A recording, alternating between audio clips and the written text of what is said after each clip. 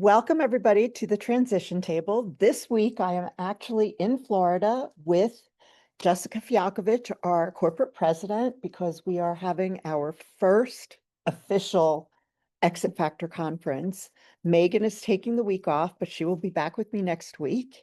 And today, I'd like to talk with Jessica about her new book, The Exit Factor. And the main question I have for you, Jessica, is why did you write this book? You wrote How to Get, what was it? How to Get the Most When Selling Your Business, Yep. which is a great book. I Yes. highly recommend it. I have read it. Yep. And so this one's a little bit different. So can you tell me a little bit about why you felt it necessary to write this book? So I got great feedback, thank you, on getting the most for selling your business. And really the intention for that book was when you're about a year away from selling your business to a third party, right? What can you do to maximize the value, maximize the cash in your pocket?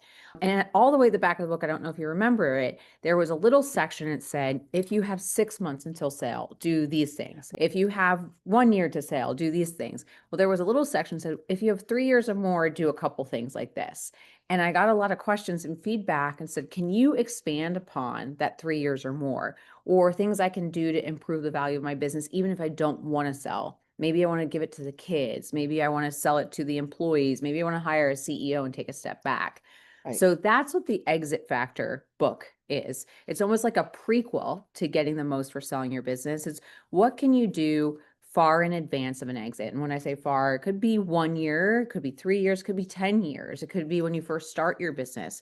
But what are things that you can do in your business so you can improve the time investment you make as an owner, you can improve the money investment you make as an owner, Right. and then ultimately you have the freedom to choose how and when you want to exit. Which is all great. And as we know, the book is called The Exit Factor, and we are both part of the Exit Factor team. Megan and I have talked about the VORTEx model and things like that. But what I found really valuable in the book is that you really some excellent tidbits that business owners can use to try to do some of these things on their own. And I guess I'd like to know, what are some of the biggest ones that you feel add the most value? Yeah, it's a great question. I've been involved and overseen more than 1,500 exits in my career. And largely, when you look at the ones that have been very successful versus the ones that have not, there's some commonalities in them. And it's not rocket science, right? But it's things that I think as business owners, we get busy and we forget on how to do the fundamentals well. So the first is long-term goal planning. And this is in the first phase. It's in the book separated in phases like the VORTEx model, like you talked Right. about.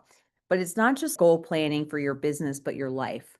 What's your vision for the future? What do you want to do personally 5, 10 years down the road? Because that's probably going to inform what happens with your business more than anything else, right? When I think about my life, I have a 4-year-old, as you know, right? And so I try and imagine my life. We call it when Bricks is 7 or Bricks is 12. And that kind of anchors me. And we call this the inspiring vision of what do I need my life to look like? And then backtrack, what does that mean for the business? So That's great. And I'd like to just add on to that a little bit, because obviously my business partner, who happens to be my husband, Art, and I are at a different stage of life. yep. But Art very wisely talks about that there are 3 things to think about after you exit your business. One is doing something physical, whether some Yeah. kind of exercise, something intellectually stimulating, which Right. could be taking a class or learning how to draw, or there's so many different things. We incorporate travel into that, but some Yeah. people love to travel, some don't. Yeah. And then the third is doing something for the community. Yes. And that's something that I know for you and for us has really driven our lives all throughout the process. That's not something that, but for a lot of people, they've been so focused on the business. There are so many different ways that people can give back to the community. And it's very, very important, especially when you're looking at a phase of life when you're not going to be working, right? To have some type of passion and purpose that you can focus on. Yes. And I think having a passion and purpose as a business owner, it's important too, but everything seems to be just focused in that one area. So what would be another good one? So we talk about financials a lot, and I know you and Megan talk about financials, and it kind of gets hit home a lot in our community about the Yes. importance of financials. But ultimately, when I look at business owners and when they feel like they're forced to make an exit decision, it's usually one of 2 reasons. Either the business isn't making enough money for them to support their Right. lifestyle, or it's sucking so much time away from their personal life that it's starting to affect relationships, even health sometimes. So the next two areas are focused on those two. How do we get money back in our business so the business is starting to produce a return on investment for us? So looking at different things like profit margins in our industry and how can we save costs? And then the other thing is providing us time, right? And so the third area that we look at in the book is what are you doing currently in your business and how can you leverage those around you and technology, right, to save you time? So it's not just as much as we talk about delegation a lot, but I find a lot of times business owners will delegate a task, but not the responsibility. So in the book, we talk about delegating the full responsibility. And as entrepreneurs, and we are also both very type A people, Yes. giving up that control can be really, really hard. And Yes. I wanted to also add a twist to that because my new soapbox is that many business owners think that by running expenses through their business will help Mhm. reduce their taxes. Yeah. And that's true, but it also is a value killer. It is. And I will die on that soapbox. Yeah, which is interesting because we'll skip over the fourth aspect that we talk about in the book. We'll jump to the fifth, right? Yes, Because taxes is important, right? I'm a big proponent of you should legally pay your taxes, but there's a lot of tax benefits for business owners because we are building and supporting the local economies, right? absolutely. But unless you've heard me say, there are 100 other great ways to save taxes rather than stuffing expenses into your business. So in the book, we do talk about some tax saving strategies, especially on that exit and just tax preparation in general too. Right, because when you exit, there is this large, as we say in the exit industry, liquidity event, Right. and you want to figure out a good way to manage that. And that is important as well, because that for a lot of business owners, their business is what, 80% of their total asset base? Yep. That's a lot of money that's coming to you. So that's Yeah. why I think there's some great things in the book. And I think also we skipped over the fourth, but being able to leverage the value, Yep. it has such an enormous effect in the Exactly. long term. And the whole purpose is that you may not be thinking about exiting your business now. It might not even be for 3 years down the road. And this is an interesting thing. We were just in a session talking about the generational differences Right. between how baby boomers and millennials run businesses, and you can make sweeping generalizations, right? Obviously, everyone individually is different.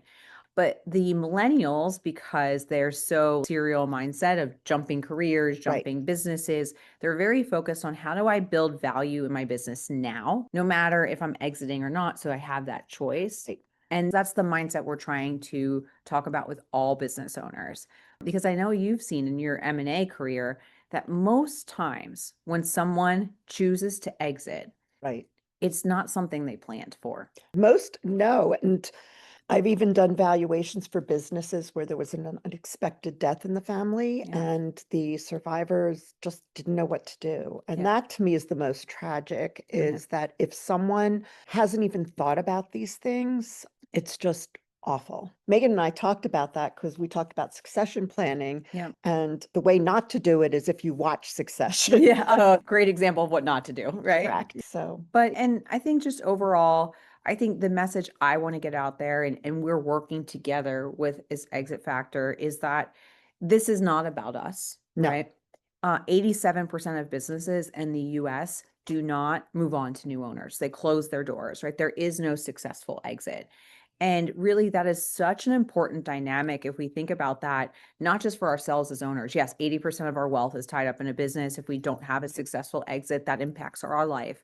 But what happens to those around you? The family repercussions, all those employees that lose their jobs, their families, the local economy impact. You can talk about that just as its own podcast topic. But when a small business closes, that revenue that the customers are spending don't usually go to another Main Street business. It goes to a big corporate conglomerate. right, which is Not no, helpful. no. And small businesses are the backbone of America. Right. Yes, we see the Amazons, we see the Walmarts, but we know that at the end of the day, there are so many small businesses that provide so much value to the community. So I think if we can help those owners get that value back out, it's really, really helpful. So I'm hoping that the book is a tool. There's also a toolkit that goes with it. So when you purchase the book, you can go to the website and download the toolkit.